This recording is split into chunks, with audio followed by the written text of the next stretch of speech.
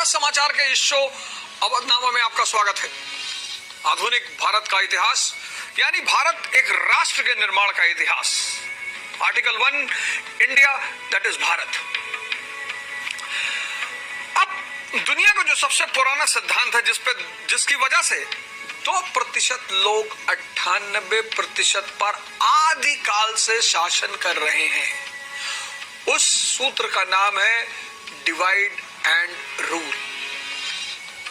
आपने कभी गौर किया, ईसाई धर्म पैदा हुआ, जीसस क्राइस्ट गए, सब आपस में टूट गए। इस्लाम पैदा हुआ, मोहम्मद साहब गए, सब आपस में टूट गए। ब्राह्मण धर्म कई भागों में बंट गया। तो ये क्यों होता है?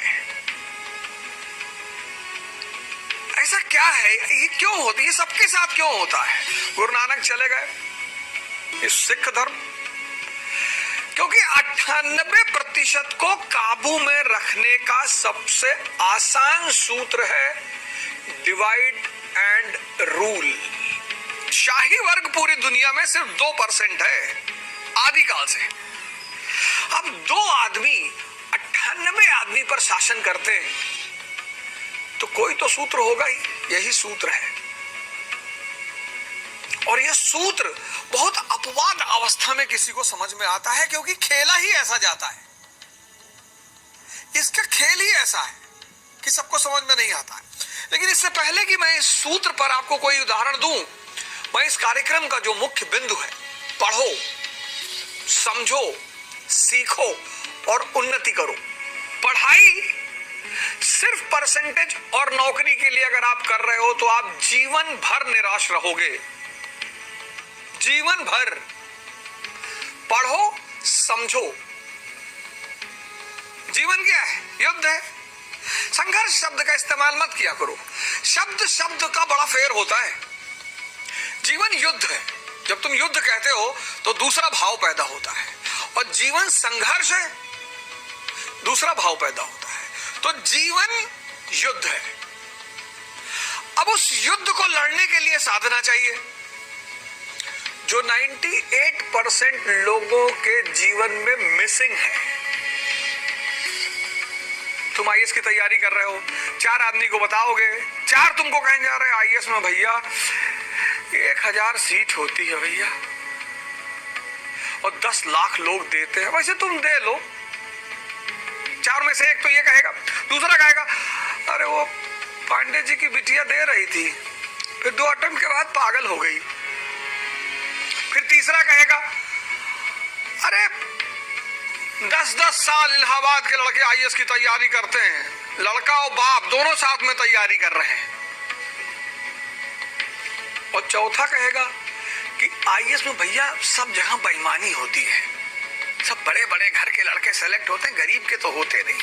अब तुम सोचो कि तुम युद्ध में जा रहे हो और 4 लोग जो तुम्हारे जीवन में चारों तरफ है वो तुम्हें निषेधात्मक राय दे रहे हैं। कहां से लाओगे हिम्मत? अंदर से। कहां से लाओगे उत्साह? अंदर से। तभी तो मैं तुम सब लोगों से कहता हूं ध्यान करो, साधना करो। युद्ध साधना के बिना जीता ही नहीं जा सकता। साधना वो बॉलीवुड वाली हीरोइन नहीं, योग और ध्यान की बात कर रहा हूं। तो युद्ध प्लस साधना इज इक्वल टू सफलता। तो पढ़ो, समझो, सीखो, और अगर ये 3 काम कर ले गए तो उन्नति तो कोई रोक ही नहीं सकता, कोई नहीं। और सबको तीनों करना पड़ा। अब ये डिवाइड एंड रूल का खेल कब आता है? जब दुश्मन ताकतवर होने लगे। 1905 स्वदेशी आंदोलन, पिछले एपिसोड में मैंने आपको बताया, राष्ट्रवादी धारा मजबूत होने लगी, सरकार विचलित हो गई। और जब दुश्मन मजबूत हो तो उस पर हमला नहीं किया जाता। मजबूत दुश्मन को पहले अंदर से तोड़ा जाता है। अगर मजबूत दुश्मन पर सीधे हमला कर दोगे तो हो सकता है तुम ही मारे जाओ। अब बंगाल विभाजन सरकार ने क्यों किया? राष्ट्रवाद की धारा को कमजोर करने के लिए। उल्टा हो गया, राष्ट्रवाद की धारा मजबूत हो गई, स्वदेशी आंदोलन। अब जब राष्ट्रवाद की धारा मजबूत हो गई तो अंदर से उसे तोड़ना है तो डिवाइड एंड रूल। पहले किसको तोड़ा? भारत के समाज को। 1906 मुस्लिम लीग का जन्म। मुस्लिम लीग 1906 ये एक दिन में नहीं हुआ। 1850 के बाद जब राष्ट्रवाद की धारा की शुरुआत हुई, नेशनल मूवमेंट, वहीं से दो धाराएं और शुरू हुई। एक संप्रदायवाद, कम्युनलिज्म, एक कास्टिसिज्म, जातिवाद। तीन धाराएं पैरेलल। राष्ट्रवाद को कंट्रोल करने के लिए कम्युनलिज्म, संप्रदायवाद और कास्टिसिज्म। 1866 में ईस्ट इंडिया एसोसिएशन बनी, पॉलिटिकल पार्टीज बनना शुरू हो गई। सरकार को एहसास हो गया कि राष्ट्रवादी धारा शुरू हो चुकी है, अब इसको कंट्रोल करना है। 1870 में एक किताब आई, द इंडियन मुसलमान। पढ़िएगा आप लोग, लिख लीजिए, द इंडियन मुसलमान बाय W.W. हंटर। जैसे सच्चर समिति की रिपोर्ट है ना कि मुसलमान बहुत पिछड़ा हुआ है। 1206 से 1707 तक भारत में मुसलमान शासक। बड़ी अजीब बात है ये। 1206 से 1707 भारत में मुसलमान शासक। 1858 से 1947 तक प्री मुस्लिम पॉलिसी। 1950 से 2014 प्री मुस्लिम गवर्नमेंट, प्रो मुस्लिम गवर्नमेंट। तब भी मुसलमान पिछड़ा है। ये बात हजम नहीं होती। और वो मुसलमान पिछड़ा है जो इस्लाम को फॉलो करता है, जिसका आधारभूत सिद्धांत है लिबर्टी, इक्वालिटी, फ्रेटर्निटी, शिक्षा। कुरान का आधारभूत संदेश है पढ़ो, इकरा। जिस ग्रंथ का आधारभूत सिद्धांत है पढ़ो, वो समाज पिछड़ा है। कोई तो बात होगी। वो मुसलमान जिनकी पूरी दुनिया में धाक है, कैलिफ अल मामून, कैलिफ अल हारून, हजरत उमर, आज पूरी दुनिया में हाशिए पर है। कोई तो वजह होगी, निश्चित होगी। और मुसलमान उस वजह को अगर जानना चाहता है तो उसको अपने इतिहास को खंगालना पड़ेगा। लेकिन आज मुसलमान क्या कर रहा है? अतीत से सिर्फ गौरव ले रहा है। जिसका वर्तमान खराब होता है वो दो काम करता है। एक, अतीत से शिक्षा लेता है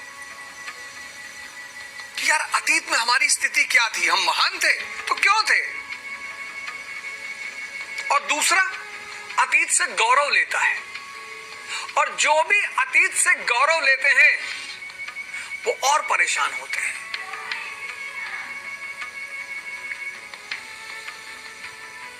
क्या जरूरत है अतीत से फालतू के गौरव लेने की? हाँ, अतीत से शिक्षा ली जा सकती है। गौरव, हमारे बाबा गवर्नर थे, हम भैया चपरासी हैं।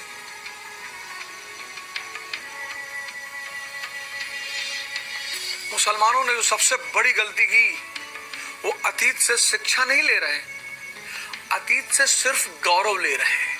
मुसलमानों ने इतिहास को गौरव का माध्यम बना लिया है। ये उनकी सबसे बड़ी मिस्टेक है, सबसे बड़ी गलती। हिंदू भी उसी रास्ते पे जा रहा है। हम परशुराम के वंशज हैं, बहुत अच्छी बात है, बहुत अच्छी बात है। हम राणा सांगा, वो सब बहादुर थे, लड़ना जानते थे, तुम कहां लड़ोगे।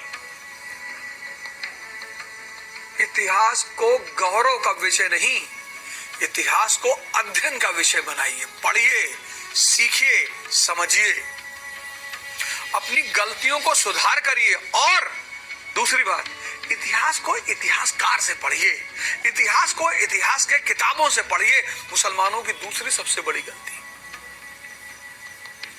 मैं बड़े मुसलमानों से मिलता हूं, मैं बड़े छोटे छोटे क्वेश्चन पूछता हूं, बहुत छोटे छोटे, कि हुजूर साहब की जो महिलाएं कमांडर थी उनका नाम बताओ। महिलाएं कमांडर? अच्छा चलो कोई बात नहीं, हुजूर साहब सातों आसमान पे गए थे, सातों आसमान का नाम बताओ, उस आसमान पे कौन कौन से फरिश्ते थे उनका नाम बताओ। ये तो नहीं पता, लेकिन औरंगजेब के बारे में सब पता है। उसी मुसलमान को औरंगजेब, अरे भैया आपके धर्म में कौन सबसे बड़ा, किसको फॉलो करना है आपको? हजरत मोहम्मद को। आप ये थोड़ी कहते हो ला इलाहा इल्लल्लाह औरंगजेबुल रसूलुल्लाह, आप कहते हो ला इलाहा इल्लल्लाह मुहम्मदुर रसूलुल्लाह। और हजरत मोहम्मद के बारे में आपको कुछ पता ही नहीं।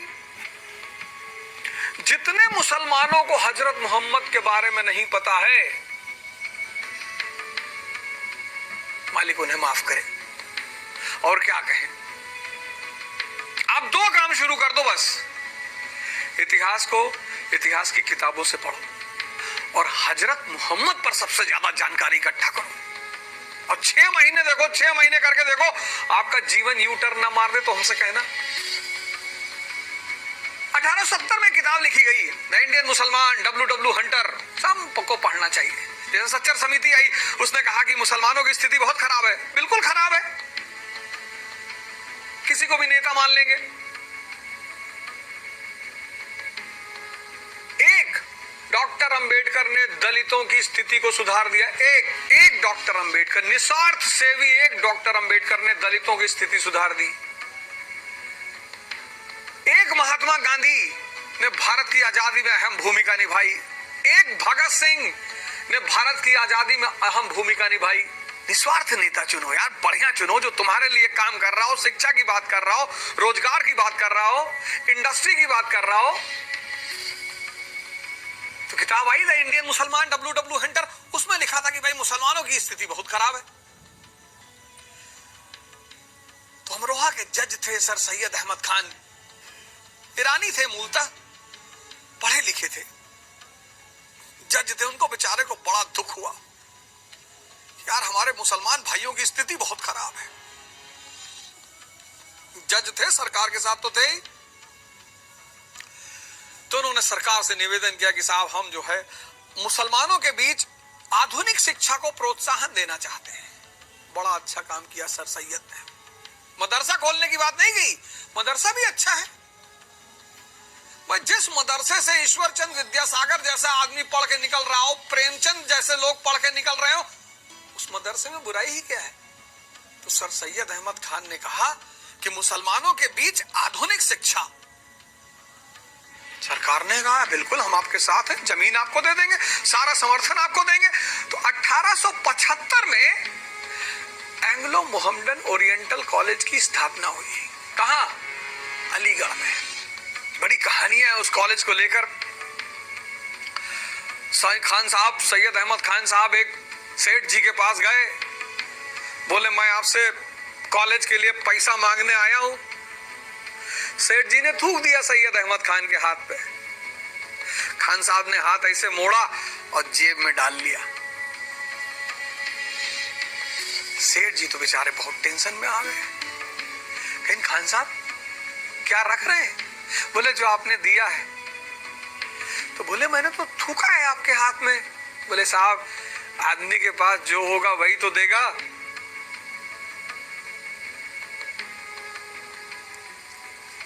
लेकिन सर सैयद अहमद खान का ये कदम हिंदू मुस्लिम के बीच दरार की शुरुआत का कारण भी बना।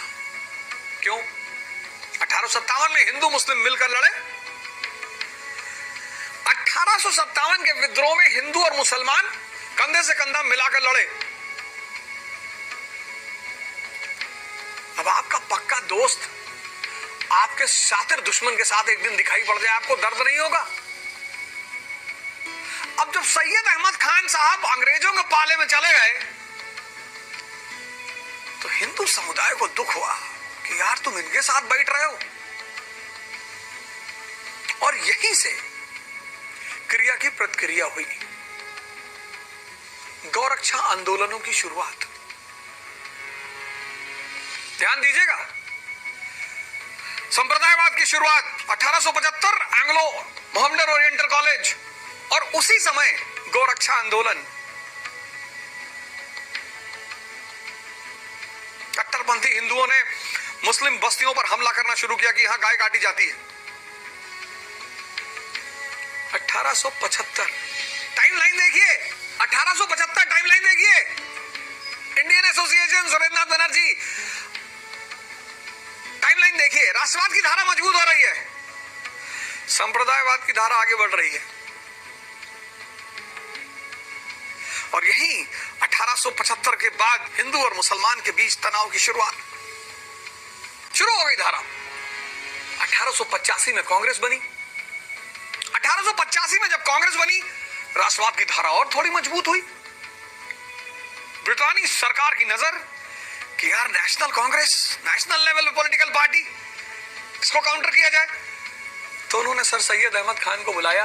बोला खान साहब, बोले जी सरकार।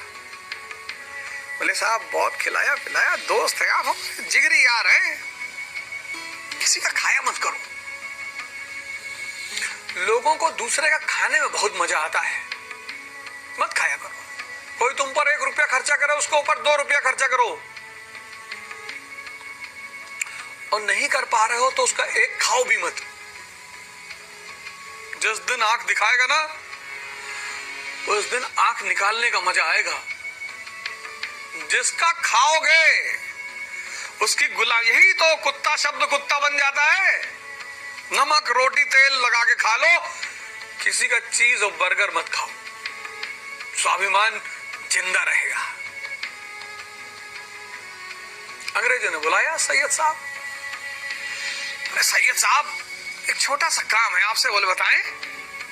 बोले कांग्रेस चुनौती दे रही हमको। अरे बोले साहब कैसी बातें कर रहे हैं, अभी हम कांग्रेस को चुनौती देंगे। और 1887 में सर सैयद अहमद खान और बनारस के राजा शिव प्रसाद ने मिलकर एक पार्टी बनाई, यूनाइटेड पैट्रियोटिक एसोसिएशन, जिसका मूल उद्देश्य था कांग्रेस का विरोध। राजा शिव प्रसाद राजा महाराजा हैं, सरकार के पिट्ठू हैं। गौर करना, टाइमलाइन गौर करना, और दोनों का विकास।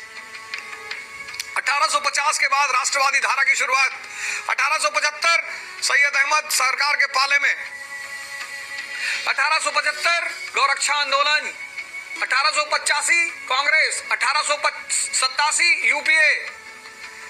और कट्टरपंथी हिंदुओं को लगा कि अच्छा अब तुम खुलकर सरकार के साथ हो। और 1890 के दशक में दंगों की शुरुआत। देखो राष्ट्रवाद आगे बढ़ रहा है, संप्रदायवाद भी आगे बढ़ रहा है। इसी पृष्ठभूमि में जब संप्रदायवाद मजबूत हो रहा है राष्ट्रवाद के साथ, करजन भारत आ गया। 1899 करजन भारत आ गया, और संप्रदायवाद का ग्राउंड तो तैयार ही था, संप्रदायवाद की भूमि तो तैयार ही थी। और इसी संप्रदायवाद को केंद्र में लेकर उसने बंगाल का विभाजन कर दिया। मुसलमान एक तरफ, गैर मुसलमान दूसरी तरफ। और ढाका में जाके उसने कहा, मैंने आपको बताया, ढाका में जाके उसने कहा कि यह बंगाल का विभाजन मैं अपने मुसलमान भाइयों को हिंदू जमींदारों के चंगुल से मुक्त कराना चाहता हूं। पर मुसलमान फिर भी जाते रहे। उसने सलीमुल्लाह को पकड़ा, सलीमुल्लाह ने मौलानाओं को पकड़ा, मौलानाओं ने जनता को पकड़ा, मुसलमानों को, और मुसलमानों को स्वदेशी आंदोलन से बाहर कर लिया। और स्वदेशी आंदोलन के साथ साथ हिंदू मुस्लिम दंगा शुरू हो गया। और जब हिंदू मुस्लिम दंगा शुरू हो गया तो एक मुस्लिम डेलीगेशन सर आगा खान के नेतृत्व में शिमला पहुंचा, लॉर्ड मिंटो से मिलने कि मालिक हमको संरक्षण चाहिए, मालिक हमको संरक्षण चाहिए और हमको प्रोत्साहन चाहिए। देखिए मालिक, हम आपके साथ खड़े हैं और हमको मार रहे हैं, तो हमको संरक्षण दो और हमको प्रोत्साहन दो, तोहफा। अब आपका भाई एचआरडी मिनिस्ट्री में है और 70,000 करोड़ एचआरडी मिनिस्ट्री ने पास किया है। उस 70,000 करोड़ में आपको 20 करोड़ चाहिए, तो आप सीधे जाके थोड़ी कहेंगे भैया 20 करोड़ दे दो, आपको एनजीओ बनाना पड़ेगा। बर्बाद उत्थान समिति,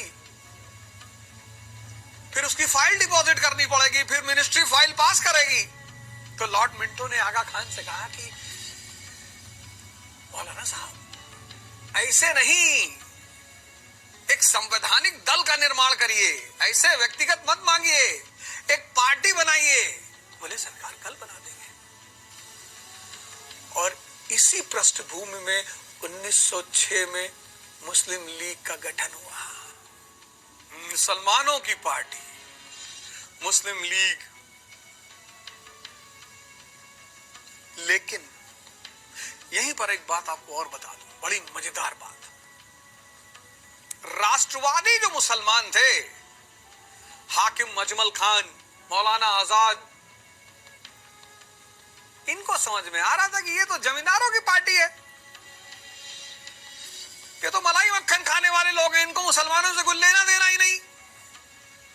तो जैसे ही मुस्लिम लीग पैदा हुई 1906 में, वैसे ही 1907 में राष्ट्रवादी मुसलमानों ने एक आंदोलन चलाया, अहरार आंदोलन। अपील की मुसलमानों से कि ये मुस्लिम लीग से दूर रहना, ये जमींदार और महाजनों की पार्टी है, तुम्हारा भला कभी नहीं करेगी। मुसलमान हमेशा इस देश के साथ रहा है, लेकिन मुसलमान की एक बहुत बड़ी कमी, जहां रिलीजन आया वहां वो हाथ पैर ढीला कर देता है। अरे भैया क्या जन्नत जाना है? जन्नत तो वैसे भी जाओगे, जन्नत तो वैसे भी जाओगे, जन्नत कौन जाएगा? एक मौलाना साहब बाल्टी में पानी लिए जा रहे थे मस्जिद की सफाई करने जुमे के दिन, और एक गधा सड़क पे तड़प रहा था।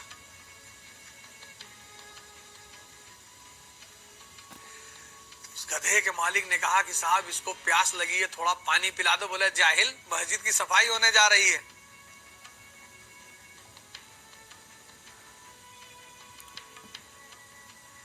बगल से एक चोर गुजर रहा था, उसके पास भी बैग में पानी भरा हुआ था। उसने उस गधे को सारा पानी पिला दिया, और जब दोनों लोग की मौत हुई और दोनों लोग ऊपर पहुंचे, चोर को बुलाया गया कि जन्नत आपके लिए। मौलाना ने कहा इसके लिए? हाँ, बोले इसके लिए। खुदा उसी का है जो दूसरों की सेवा करना जानता है।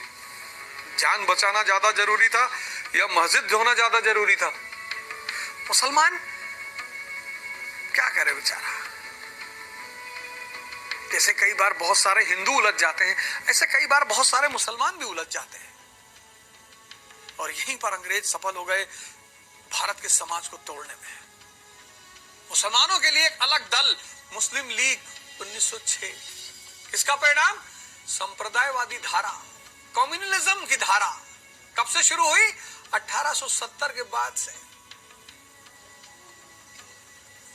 तो समाज को तोड़ दिया, कांग्रेस पार्टी को तोड़ दिया। जब अंग्रेजों ने देखा कि यार स्वदेशी पार्टीशन ऑफ बंगाल तो उल्टा पड़ गया, स्वदेशी आंदोलन शुरू हो गया, तो उन्होंने एक कमीशन की नियुक्ति की, अरुंडेल कमीशन 1905। किस लिए? पार्टीशन को रिव्यू करने के लिए। और जैसे उन्होंने इस कमीशन की नियुक्ति की, कांग्रेस के दो दल अलर्ट, मॉडरेट्स यानी बुजुर्ग और एक्सट्रीमिस्ट यानी यंग, दोनों के बीच दरार पैदा हो गई इसी कमीशन से। मॉडरेट नेताओं ने कहा देखा हमने आवाज उठाई, सरकार ने हमारी सुन ली, कमीशन नियुक्त कर दिया, अब वो रिव्यू करने जा रहे हैं पार्टीशन सही है कि गलत है। तो ये कमीशन, मॉडरेट्स ने कहा कि ये कमीशन सरकार की उदारवादिता का परिणाम है।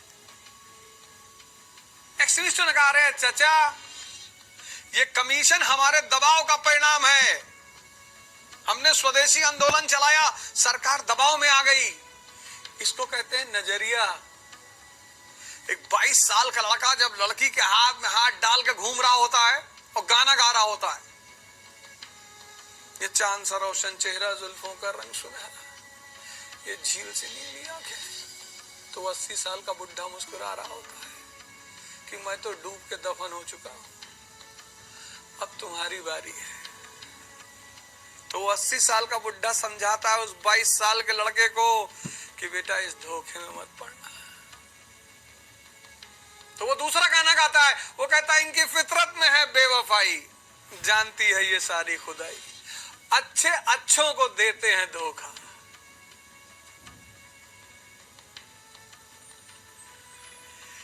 वो 80 साल वाला कहता है इनकी फितरत में है बेवफाई, जानती है ये सारी खुदाई, हंसा के लूट लेते हैं, रुला के लूट लेते हैं, मस्त नजरों से अल्लाह बचाए।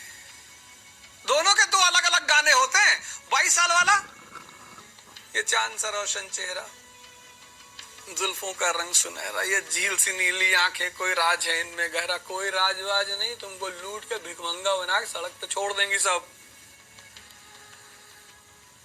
80 साल वाला कहता मस्त नजरों से अल्लाह बचाए। बस वो 80 साल वाला कौन है? मॉडरेट। और 22 साल वाला कौन है? वो एक्सट्रीमिस्ट। नजरिए में फर्क है। बुजुर्ग क्या कह रहा है? कह रहा उदारवादिता का परिणाम है। जवान क्या कह रहा है? कह रहा दबाव का परिणाम है। यही दरार शुरू हो गई दोनों गुट में। फिर दोनों गुट ने डिसाइड किया कोई बात नहीं, अध्यक्ष पद को लेकर दोनों के बीच में तनाव बढ़ गया, क्योंकि जिसका अध्यक्ष उसकी नीति। उदारवादी कह रहे थे कि हम स्वदेशी आंदोलन को सीमित करेंगे बंगाल तक, उग्रपंथी कह रहे थे नहीं हम इसका विस्तार करेंगे, पैन इंडिया फैलाएंगे, सरकार पे और दबाव बढ़ाएंगे। नजरिए ने नीति को बदल दिया। एक कह रहा उदारवादी, कौन? मॉडरेट्स कह रहा उदारवादिता का परिणाम, हम आंदोलन को सीमित करेंगे। उग्रपंथी कह रहे नहीं, दबाव का परिणाम, हम आंदोलन को बढ़ाएंगे, पैन इंडिया, पूरे भारत में। और ये दरार झगड़े में बदल गया, संघर्ष में। किसको लेकर? अध्यक्ष पद को लेकर, क्योंकि जिसका अध्यक्ष उसकी नीति। और 1906 में उदारपंथियों ने, मॉडरेट्स ने दादा भाई नेहरू जी को अपना नेता घोषित कर दिया कि ये लड़ेंगे चुनाव। तो कभी कभी व्यक्ति का व्यक्तित्व इतना बड़ा होता है कि उसके दुश्मन, उसके विरोधी भी उसकी इज्जत करते हैं। अटल बिहारी वाजपेयी, मुसलमान कहते थे a right man in a wrong party. कभी कभी व्यक्तित्व इतना बड़ा होता है कि हर व्यक्ति उसकी इज्जत करता है, वो किसी भी दल में रहे। वही हाल दादा भाई नेहरू जी का था, सभी उनकी इज्जत करते थे। मॉडरेट्स ने गेम खेल दिया, कहा दादा भाई नेहरू जी 1906 हमारे कैंडिडेट। जब दादा भाई नेहरू जी कैंडिडेट बन गए, उदारपंथी पीछे हट गए कि ठीक है साहब हम भी इनकी इज्जत करते। और 1906 कलकत्ता अधिवेशन में दादा भाई नेहरू जी बन गए प्रेसिडेंट। उदारपंथियों ने जाके दादा भाई नेहरू जी से कहा कि बाबूजी 4 पॉइंट प्रोग्राम, स्वदेशी, बहिष्कार, स्वराज और education, 4 point programme pan India implement कर दो। दादा भाई ने कहा रुको यार, 1 साल रुको, थोड़ा सरकार को मौका देते हैं, देखते हैं सरकार क्या करती है। कुछ लोगों की आदत होती है मुद्दे को टालने की, कि बाद में देखेंगे, बाद में क्या कुछ नहीं देख पाओगे। और दादा भाई ने इस मुद्दे को 1 साल के लिए टाल दिया। अगला अधिवेशन हुआ सूरत में 1907। मॉडरेट्स फिर जीत गए, उनका प्रेसिडेंट रासबिहारी घोष, मॉडरेट अध्यक्ष, मॉडरेट उदारवादी अध्यक्ष। और कांग्रेस ने वादा किया था कि सूरत में डिसाइड करेंगे अगला कदम क्या होगा, तो उदारपंथी जाके कहते रहे, उग्रपंथी कहते रहे कि साहब वो आप लोगों ने कलकत्ता में वादा किया था। 3 दिन तक अधिवेशन चला, किसी ने सुना ही नहीं। 3 दिन तक अधिवेशन चला, किसी ने सुना ही नहीं। बड़े दुखी हुए उग्रपंथी एक्सट्रीमिस्ट कि यार तुम लोगों ने वादा किया था यार सूरत, वहां कलकत्ता में कि तुम लोग हमारी बात सुनोगे। और चौथे दिन फिरोज शाह मेहता बोल रहे थे, उग्रपंथियों ने हाथ उठाया कि सरकार हमारी बात। और फिरोज शाह मेहता लेफ्ट में चले गए कि तुम्हारी बात सुनेंगे ही नहीं। तब तक किसी ने पीछे से जूता निकाला और खींच के मारा, फिरोज शाह मेहता के मुंह पे आगे लगा। उसके बाद तो ये कोई माइक लिए जा रहा है, कोई धोती खींचे ले रहा है, कोई गाली दे रहा है। और इसी को बोलते हैं सूरत विभाजन। कांग्रेस दो भागों में बट गई, उदारपंथी मॉडरेट्स, उग्रपंथी एक्सट्रीमिस्ट, लाल बाल पाल। तो 1905 बंगाल विभाजन, 1905 स्वदेशी आंदोलन, राष्ट्रवाद मजबूत हुआ। अब क्या किया सरकार ने? Divide and rule. पहले किसको तोड़ा? भारत के समाज को। कैसे? मुस्लिम लीग का जन्म 1906। फिर किसको तोड़ा? कांग्रेस को। सूरत विभाजन 1907। पैतृक संपत्ति बांटने की चीज नहीं, बढ़ाने की। और अगर तुमको बांटना पड़ रहा है तो तुम्हारा मानव होना बेकार हो गया।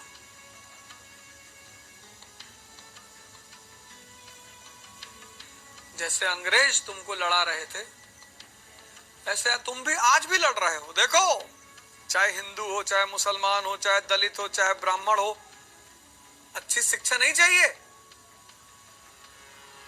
रोजगार नहीं चाहिए, स्वास्थ्य नहीं चाहिए,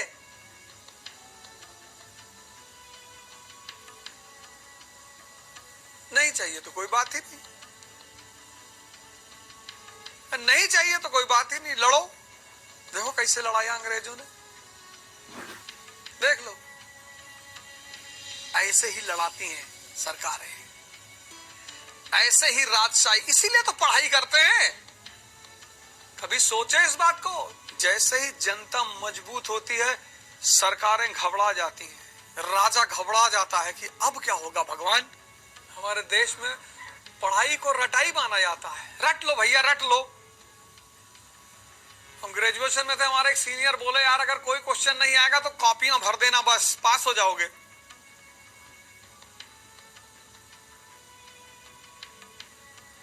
हम ऐसा मानते नहीं थे, लेकिन एक बार वो 10 क्वेश्चन जो इंपॉर्टेंट मिलते हैं वो मिल गए। वो 10 क्वेश्चन पेपर में एक क्वेश्चन नहीं था उसमें। ज्यूरिस्प्रूडेंस का पेपर, नेशनल इनकम लिख कर आए, मनसबदारी, इंडो यूएस रिलेशन, आप छाप छाप के 4-4, 5-5 कॉपी जोड़ कर आए। सबसे ज्यादा नंबर उसमें मिला। शिक्षा का एक ही काम है, दिमाग को जिंदा करना, और जिंदा दिमाग कुछ भी करेगा। देखो, राजा को ताकतवर जनता पसंद नहीं होती, क्योंकि तब राजा मनमानी नहीं कर पाएगा। राजा हमेशा चाहता है जनता बटी रहे, जनता कमजोर रहे। 1907 भारत का समाज भी टूट गया, कांग्रेस भी टूट गई। अब ब्रिटानी सरकार वापस मैदान में। 1908 डिफेंस इंडिया एक्ट, तिलक को पकड़ा, 6 साल के लिए सजा, मंडाले। तिलक ने कहा क्यों? बोले ऐसे ही। अब जब तिलक अंदर पहुंच गए, लाला लाजपत राय जर्मनी चले गए, अजीत सिंह यूएस चले गए, विपिन चंद्रपाल जी ने अस्थायी संन्यास ले लिया राजनीति से, अरविंदो घोष सन्यासी हो गए,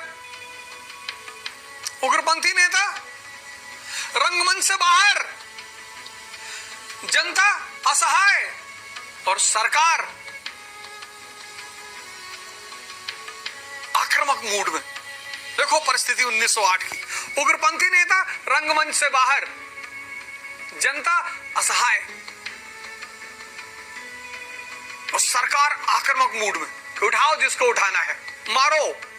और इस परिस्थिति का परिणाम रहा आधुनिक इतिहास में एक नए आंदोलन का उदय, एक नई घटना का जन्म, रेवोल्यूशनरी टेररिज्म, क्रांतिकारी आतंकवाद। इस शब्द को लेकर बड़ा विवाद है। आतंकवाद को,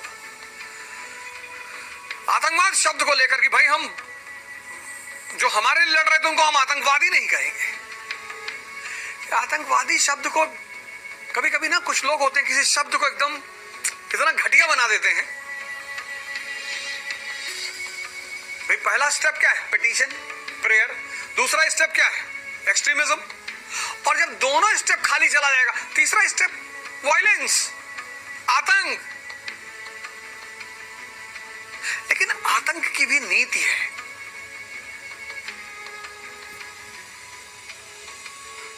आम जनता को मार दिया, बच्चों को मार दिया। लिट्टे था श्रीलंका में, वो सिर्फ सर्वोच्च अधिकारियों को निशाना बनाता था, सिर्फ। निहिलिज्म रशिया में, निहिलिस्ट, सिर्फ बदनाम अधिकारियों को निशाना। तो प्रोटेस्ट के दो माध्यम होते हैं, एक मास मूवमेंट, एक रेवोल्यूशनरी टेररिज्म। तो जब भी जन आंदोलन का दमन होगा तो टेररिज्म ऊपर आ जाएगा। 1908 में क्या हुआ? जन आंदोलन का दमन हुआ, और जैसे ही जन आंदोलन का दमन हुआ, प्रथम चरण का क्रांतिकारी आतंकवाद। 1907 से 1914। विवादों में जाने की जरूरत नहीं है। पिछले एपिसोड में आपसे कहा कि भगवान राम जब लंका पहुंच रहे हैं तो पहला स्टेप क्या है? निवेदन, पिटीशन, प्रेयर। विभीषण को भेज रहे हैं दादा भाई नेहरू को, फिर किसको भेज रहे हैं? एक्सट्रीमिस्ट अंगद और प्रभु हनुमान को। और जब वो एक्सट्रीमिज्म को भी नहीं मान रहा है तब तो मारना ही पड़ेगा। आप उलझ जाते हो, अरे भैया हमारे लीडर आतंकवादी कह दिया भैया।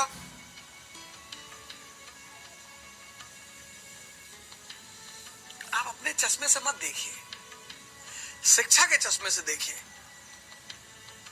इस देश ने मानवीय की ह्यूमैनिटीज पढ़ा ही नहीं, तभी तो आज इतनी अराजकता इस देश में है। आज इस देश की जनता को भड़काना बहुत आसान है। नई यूनिवर्सिटी आ गई ना, व्हाट्सएप यूनिवर्सिटी, फेसबुक यूनिवर्सिटी, सब नई यूनिवर्सिटी आ गई।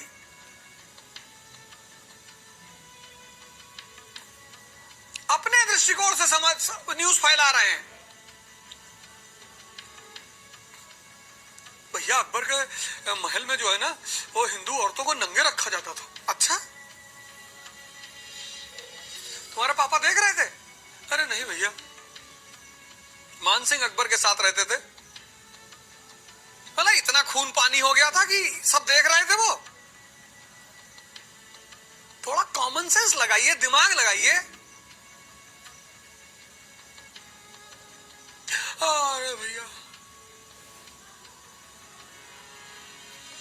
समझिए, मैं क्या कहता हूं, पढ़ो, समझो, देखो। करजन अच्छा खेल रहा था, बढ़िया खेल रहा था, बंगाल विभाजन करके गलत शॉट मार दिया उसने, बॉल अंदर घुस गई अपने ही विकेट में। बंगाल विभाजन से क्या पैदा हुआ? स्वदेशी आंदोलन। स्वदेशी आंदोलन ने क्या किया? राष्ट्रवाद को मजबूत कर दिया। सरकार का दांव उल्टा पड़ गया, सरकार का दांव उल्टा पड़ गया। सरकार ने डिवाइड एंड रूल का सहारा लिया, भारत के समाज को बांट दिया, मुस्लिम लीग पैदा हो गई, कांग्रेस को बांट दिया, सूरत विभाजन पैदा हो गया। और जब राष्ट्रवाद की धारा को वो कमजोर कर ले गए, ऐसे ही जब तुम आगे बढ़ते हो तो लोग तुम्हें अंदर से कमजोर करना चाहते हैं, तुमको गाली लिखते हैं। आजकल तो सोशल मीडिया कि टीचर जो पढ़ा रहा है ये पॉकेट मार था, हाँ थे तो मुस्कुराओ, क्योंकि आप हिंदुस्तान में हैं। अब तुम डिमोरलाइज हो गए। तुम जैसे ऊपर बढ़ोगे, कुछ अच्छा करोगे, पब्लिक तुम्हारे साथ, बहुत सारे लोग सपोर्ट भी करेंगे, समर्थन भी करेंगे, आपके साथ आकर खड़े होंगे। 1776 अमेरिकी स्वतंत्रता संघर्ष की शुरुआत, अमेरिकी अकेले लड़ते रहे। फ्रांसीसियों ने देखा कि यार बड़ा दम है, तो लड़े जा रहे हैं। 1781 में फ्रांस भी आके साथ खड़ा हो गया। तुम लड़ते रहो, जिस दिन इस दुनिया को पता चल जाएगा कि तुम लड़ना जानते हो, ये दुनिया आके तुम्हारी साथ खड़ी हो जाएगी। टेंशन काहे ले रहे हो दोस्त? कोई तुमको गाली ना दे, क्यों ना दे, एकदम देगा, धर्म है उसका, देना ही चाहिए। परिस्थिति आंख बंद करके देख लो, 1905, 1906, 1907, 1908, बना लो डायग्राम, फिर नीचे लिखो। इसी पृष्ठभूमि में क्रांतिकारी आतंकवाद की शुरुआत। आज के एपिसोड में बस इतना ही। अगले एपिसोड में आपसे फिर मुलाकात होगी।